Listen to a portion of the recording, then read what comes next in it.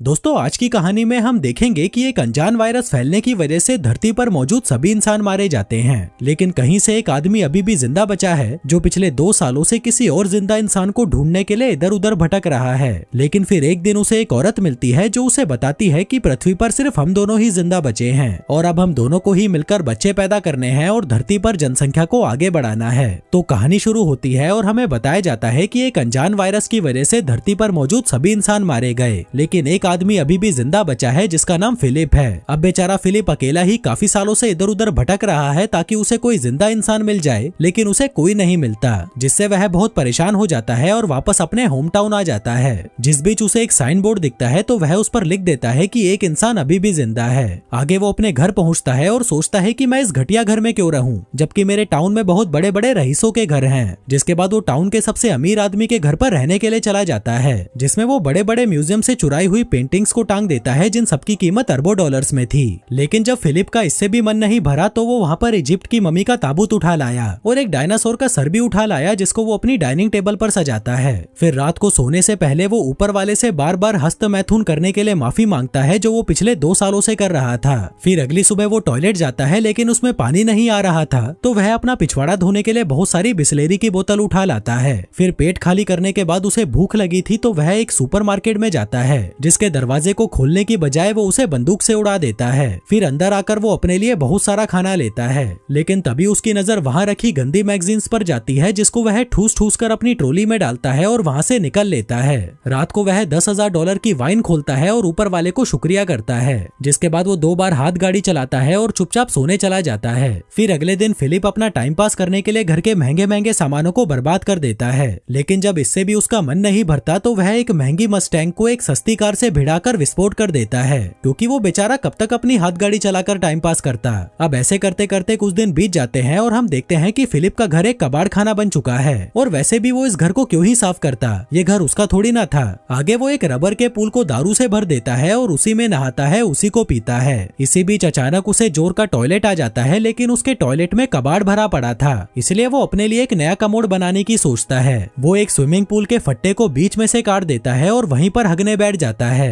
फिर हगने के बाद वो एक बार में जाता है और वहाँ पर रखे हुए खिलौनों से पूछता है कि क्या तुम लोग थोड़ी दारू पीना चाहोगे, लेकिन जब वो खिलौने उसे कोई जवाब नहीं देते तो वह खुद ही पूरी बोतल दारू की पीकर वहाँ पर बेहोश हो जाता है। थोड़ी देर बाद जब उसे होश आता है तो वह एक खिलौने को अपने साथ कार में लेकर एक लड़की के पुतले के पास जाता है और उससे बातें करने लगता है। कहता है कि मैं बहुत दिनों से तुम्हें नोटिस कर रहा हूँ, लेकिन मुझमें इतनी हिम्मत नहीं थी कि मैं तुम्हें अपनी दिल की बात बता सकूं। जो कहकर वो उसे किस करने लगता है कि तभी उस पुतले का हाथ टूट जाता है, जिसे देखकर फिलिप उदास हो जाता है और अगले दिन एक पहाड़ी पर जाकर वहाँ पर RIP फिलिप लिख देता है। जिसके बाद वो अपनी कार में बैठता है और उसे फुल स्पीड से पहाड़ी से क्रैश करवाने के लिए आगे बढ़ता है, लेकिन इससे पहले कि वो अपनी जान देता उसे वहाँ कुछ अजीब सी चीज दिखाई देती है। वो जल्दी से अपनी कार रोकता है और देखता है कि पहाड़ के पीछे से धुआं निकल रहा है, जिसका मतलब था कि कोई इंसान अभी भी जिंदा बचा है, इसलिए वो जल्दी से उस धुएं की तरफ आगे बढ़ता है। फिर उस जगह पर पहुंचकर उसे एक कैंप लगा हुआ दिखाई देता है, जिसके साथ ही वहाँ पर एक लड़की की ब्रा भी टंगी हुई थी, जिसे देखकर वह खुश हो जाता है और उस ब्रा को सूंघने लगता है। जिसके बाद वो वहीं पर बेहोश हो जाता है। थोड़ी देर बाद जब उसे होश आता है तो वह खुद को एक खूबसूरत लड़की की गोद में लेटा हुआ पाता है, जो उसे कहती है कि मुझे तो यकीन ही नहीं हो रहा कि तुमने मुझे ढूंढ लिया, जो कहकर वो उसे किस करने लगती है। पर तभी फिर से उसकी आंख खुलती है और वह देखता है कि एक लड़की उसे CPR दे रही थी और वो दिखने में बिल्कुल भी खूबसूरत नहीं थी, इसलिए वह उससे डरकर दूर हट जाता है। वो उससे पूछता है कि वो खूबसूरत लड़की कहाँ गई, जिस पर वो लड़की, जिसका नाम कैरल होता है, कहती है कि तुम बेहोश हो गए थे और तुमने अपने कच्छे में सुसु भी कर दिया था, इसलिए मैं तुम्हें CPR दे रही थी। फिलिप कहता है कि मैंने सुसु नहीं किया, ये पहले से ही गीला था, जो कहते हुए वो उसकी तरफ बढ़ने लगता है, जिससे घबराकर कैरल अपनी बंदूक निकाल लेती है। कहती है कि पहले तो मेरी ब्रा नीचे रखो और ये बताओ कि क्या तुम एक अच्छे इंसान हो। वो कहता है कि हाँ मैं अच्छा हूँ, तुम मुझ पर भरोसा कर सकती हो।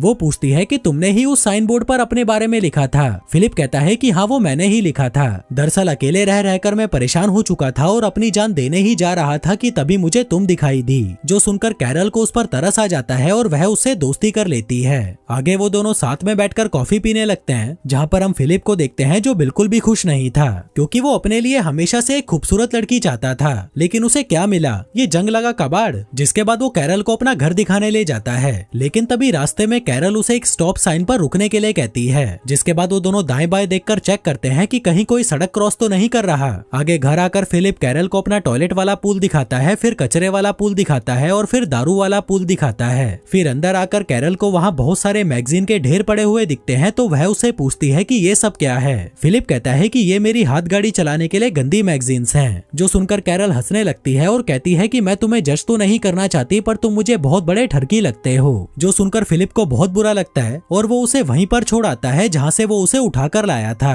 फिर अगली सुबह जब उसकी नींद खुलती है तो वह देखता है कि कैरल फिर से वहाँ पर आ गई है और उसके घर का कचरा साफ कर रही है। फिलिप कहता है कि आगे से जब तुम मेरे घर का कचरा साफ करने आओ तो मुझे बता कर आना। जो सुनकर कैरल को गुस्सा आ जाता है और वह फिर से वहाँ पर उस कचरे को फैला देती है। फिलिप उसे रोकने की कोशिश करता है तो वह कहती है कि हमें इसे साफ करने के लिए क्लीनर चाहिए, जिसको लेने के लिए वो दोनों सुपरमार्केट पहुंच जाते हैं। तभी फिलिप अपनी कार को हैंडीकैप लोगों की पार्किंग में खड़ी कर देता है, तो कैरल उसे कहती है कि ये जगह हैंडीकैप लोगों की है, तुम अपनी कार कहीं और खड़ी करो। जो सुनकर फिलिप को गुस्सा आ जाता है और वो कहता है कि कहीं तुम पागल वागल तो नहीं हो, इस दुनिया में हम दोनों के अलावा कोई और है ही नहीं, तो यहाँ पर हैंडीकैप इंसान कहाँ से आएगा। कैरल कहती है कि जो भी हो, पर तुम अपनी कार को कहीं और पार्क करो। अब फिलिप का दिमाग घूम चुका था, तो वह अपनी कार को सीधा सुपरमार्केट के अंदर घुसा देता है। फिर रात को वह अपने खिलौने दोस्तों से बात करने बार में जाता है और उन्हें बताता है कि अब मैं इस दुनिया का आखिरी इंसान नहीं रहा। मुझे लगा था कि मुझे एक खूबसूरत लड़की मिलेगी जिसके साथ मैं रोज मजे करूंगा, लेकिन मुझे क्या मिला, ये सड़ा हुआ करेला कैरल। फिर अगली सुबह जब वो बियर से कुल्ले कर रहा था,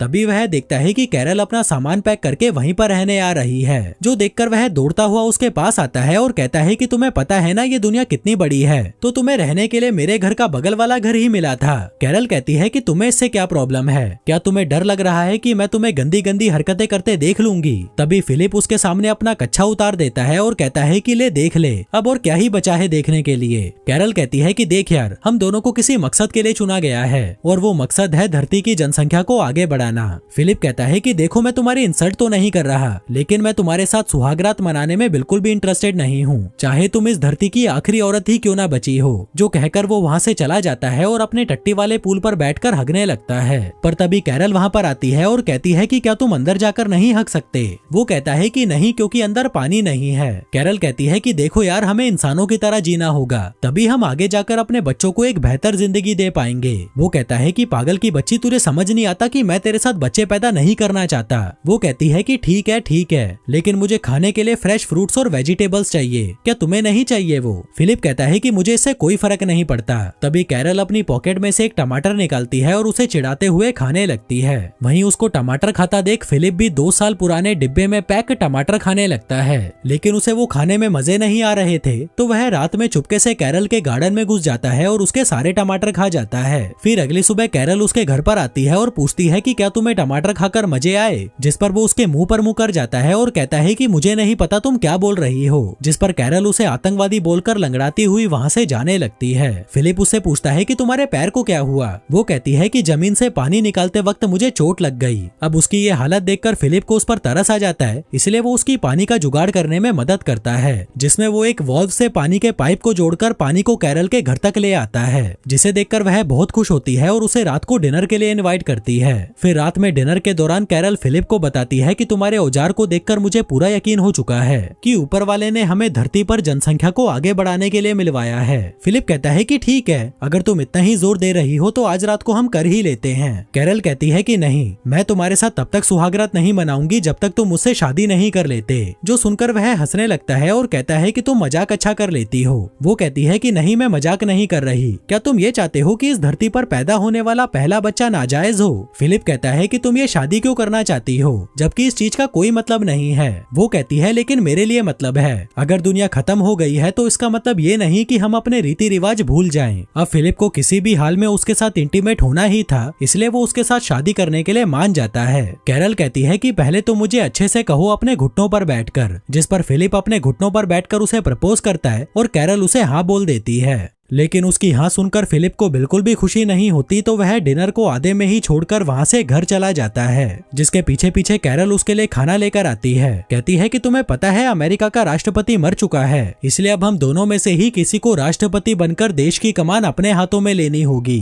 वहीं फिलिप, जो उससे बहुत ज्यादा परेशान हो चुका था, कहता है कि तुम ही बन जाओ राष्ट्रपति। वो कहती है कि मैं नहीं बन सकती क्योंकि मुझे लोगों के बीच भाषण देना नहीं आता, इसलिए उन दोनों की सहमति से फिलिप को राष्ट्रपति बना दिया जाता है। फिर फिर अगले दिन कैरल स्टोर से अपनी शादी के लिए कुछ सामान लेने जाती है। वहीं फिलिप अपनी बैचलर पार्टी एंजॉय कर रहा था, जिसमें वो बहुत सारे टिश्यू पेपर्स को इकट्ठा करके उसमें आग लगा देता है। जिसके बाद वो फटे पुराने कपड़े पहनकर चर्च में पहुंचता है, जहां कैरल ने चर्च को बहुत अच्छे से सजा रखा था और खुद भी वो बहुत अच्छे से तैयार होकर आई थी। फिर शादी के दौरान जब रिंग पहनाने की बारी आती है तो फिलिप शादी की रिंग लाना ही भूल जाता है। दरअसल वो ये शादी करने में बिल्कुल भी इंटरेस्टेड नहीं था, जो देखकर कैरल गुस्सा हो जाती है और शादी को बीच में ही छोड़कर वहां से चली जाती है। तभी फिलिप उसके पीछे पीछे उसके घर पहुंचता है और उसे दरवाजा खोलने के लिए कहता है, लेकिन जब वो दरवाजा नहीं खोलती तो वह उसके दरवाजे को तोड़ देता है। फिर अंदर आकर वो देखता है कि कैरल ने अपने घर को बहुत सुंदर सजा रखा था, क्योंकि वो अपनी शादी को लेकर बहुत ज्यादा एक्साइटेड थी। जिसके बाद वो कैरल को देखता है जो सड़ी हुई शक्ल लेकर एक कमरे में बैठी हुई थी। फिलिप उससे माफी मांगता है और कहता है कि मैं सच में रिंग के बारे में भूल गया था, अगर मुझे याद रहता तो मैं पक्का लेकर आता।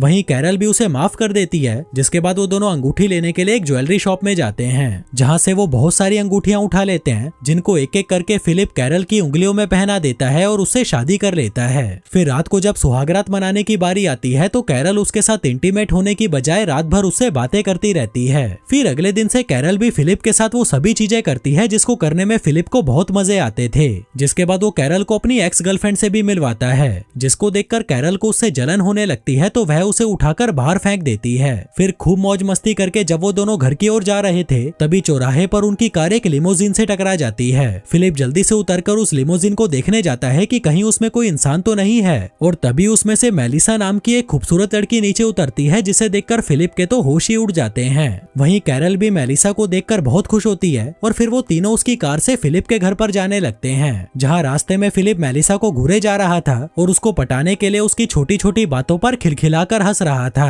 मेलिसा बताती है कि मैं वो टाउन के बाहर लगे साइन बोर्ड को पढ़ के यहाँ पर आई थी और पिछले 2 हफ्तों से यहाँ पर कुत्ते की तरह भटक रही थी, लेकिन मुझे यहाँ पर कोई नहीं मिला। जो सुनकर फिलिप सोचने लगता है कि मुझसे कितनी बड़ी गलती हो गई, ये लड़की तो कैरल से पहले यहाँ पर आई थी, अगर ये मुझे पहले मिल जाती तो मैं इससे ही शादी करता। तभी कैरल भी मेलिसा को बता देती है कि हमने भी 1 हफ्ते पहले ही शादी की है। जो सुनकर मेलिसा चौंक जाती है और कहती है कि यार तुम तो बड़े तेज निकले। वहीं ये शादी वाली बात फिलिप को बिल्कुल भी अच्छी नहीं लगती और इससे पहले कि कैरल उन्हें कुछ और बताती वो कार की बीच वाली खिड़की को बंद कर देता है। इसके बाद वो तीनों घर पहुंचते हैं, जहां मेलिसा उसके घर में लगी हुई महंगी महंगी पेंटिंग्स को देखकर हैरान हो जाती है और कहती है कि मैं बहुत थक गई हूँ, मुझे रेस्ट की जरूरत है। फिलिप कहता है कि तुम मेरे घर पर आराम कर लो, हम बहुत सारी बातें करेंगे और साथ में मिलकर खूब मजे करेंगे। पर तभी कैरल कहती है कि अगर मैं होती तो उसके घर में बिल्कुल भी नहीं रुकती, क्योंकि फिलिप इस घर के पूल का इस्तेमाल हगने के लिए करता है। जो सुनकर मेलिसा कहती है कि ठीक है, मैं अपने लिए कोई दूसरा घर ढूंढ लूंगी। फिर जाने से पहले कैरल उसे डिनर के लिए इनवाइट करती है, जिसके लिए वो मान जाती है।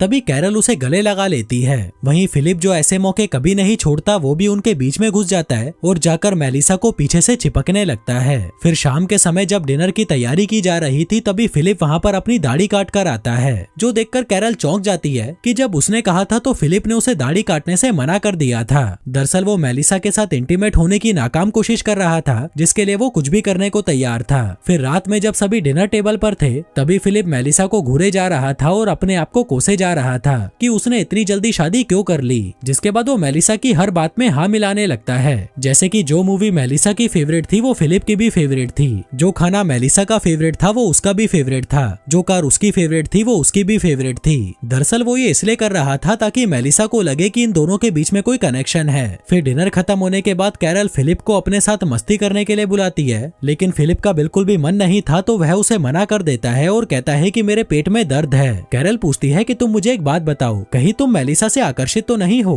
वो कहता है कि नहीं, ऐसा कुछ नहीं है, जो कहकर वो सोने चला जाता है। तभी आधी रात में मेलिसा उससे अपनी बजवाने आती है, जिसे देखकर फिलिप कुत्ते की तरह उसके पीछे जाने लगता है। पर तभी उसे वहाँ कमोड पर बैठी हुई कैरल दिखाई देती है, जिसे देखकर वह बुरी तरह डर जाता है। फिर अगली सुबह मेलिसा फिलिप से मिलने आती है, जहाँ वो देखती है कि फिलिप एक्सरसाइज कर रहा था। दरअसल वो मेलिसा को अपनी बॉडी दिखाकर पटाना चाहता था। मेलिसा उसे बाहर बुलाती है और पूछती है कि ये सब क्या है। फिलिप कहता है कि ये मेरी तरफ से तुम्हारे लिए एक तोहफा है, क्योंकि मैंने तुम्हारी लिमोजिन जो तोड़ दी थी। वो कहती है कि तुम्हें ये सब करने की कोई जरूरत नहीं है। इसी बीच कैरल फिलिप को आवाज लगाकर अपने पास बुलाती है और पूछती है कि क्या तुमने मेलिसा को एक नई कार गिफ्ट की है? वो कहता है कि हाँ, क्योंकि मैंने उसकी लिमोजिन तोड़ जो दी थी। वो कहती है कि तुम्हारे पास ये सब करने का टाइम है, जबकि मैं तुम्हें 100 बार बोल चुकी हूँ कि मेरा दरवाजा ठीक कर दो, पर तुम्हारे पास इसके लिए टाइम नहीं है। अब मुझे नहीं पता तुम इसे कैसे भी ठीक करो। आगे कैरल मेलिसा को अपनी शादी की फोटोज दिखाती है जो उसने खुद ड्रॉ की थी। मेलिसा पूछती है कि अगर तुम दोनों की शादी हो चुकी है तो तुम दोनों साथ में क्यों नहीं रहते।